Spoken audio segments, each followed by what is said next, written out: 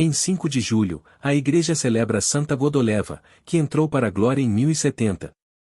Godoleva, oriunda de uma nobre família francesa e possuidora de excelentes qualidades físicas e morais, era casada com Bertulfo, nobre fidalgo da Holanda. Fidalgo de nome e de sangue, não o era de coração. O amor e a amizade que aparentava antes, logo depois do dia do casamento, transformaram-se em antipatia e ódio.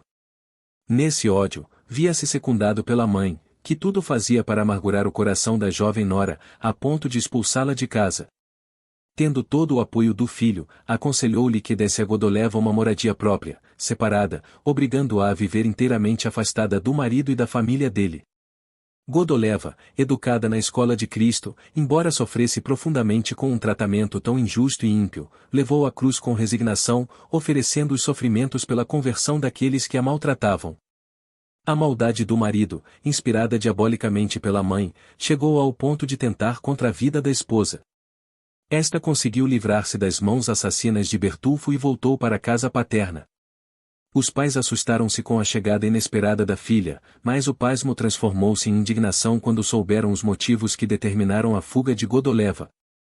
Como era dever, tomaram a defesa da perseguida, cuja causa confiaram a Balduíno, conde de Flandres, e ao bispo de Nimega.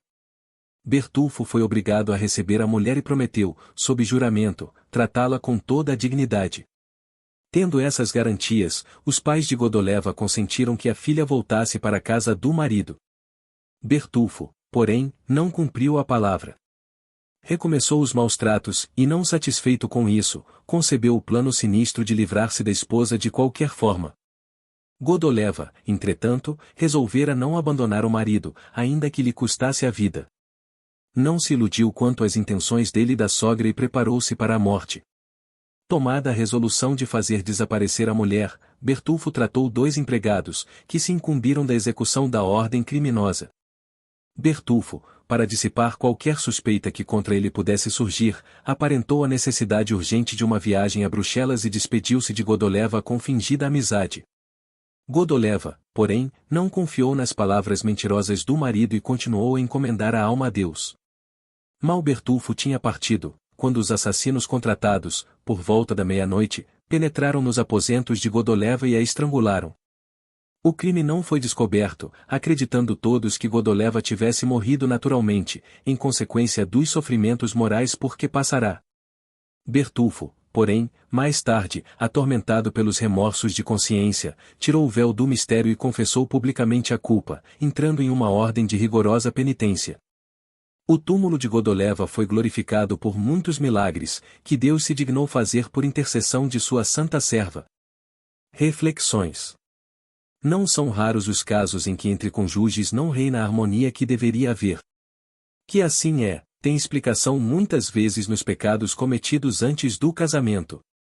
Quanto maior é a paixão pecaminosa antes do casamento, tanto maior costuma ser o ódio, mais tarde.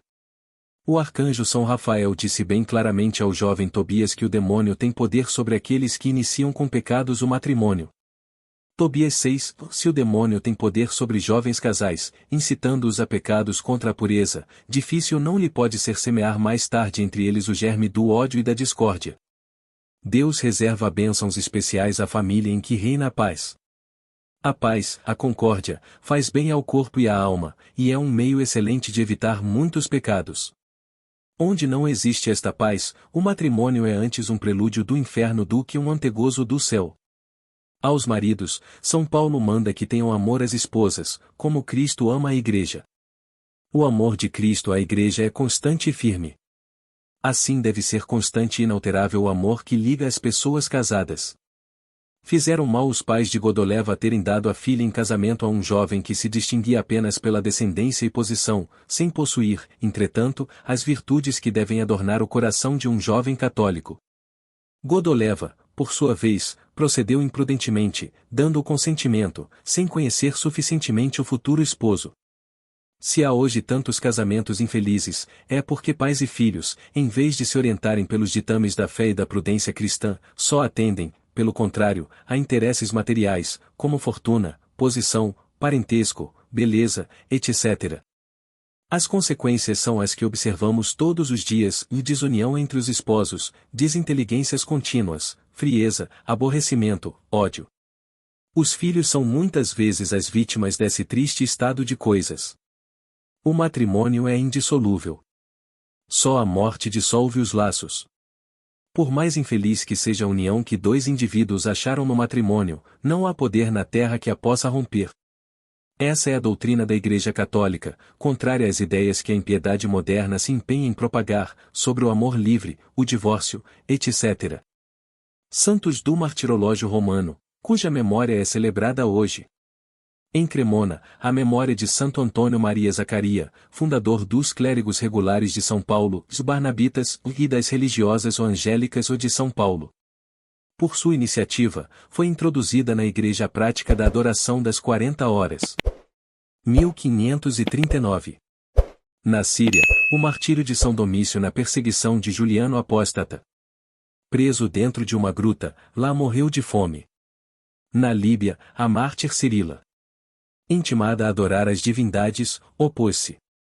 Deixou, porém, que lhe pusessem brasa com incenso nas mãos.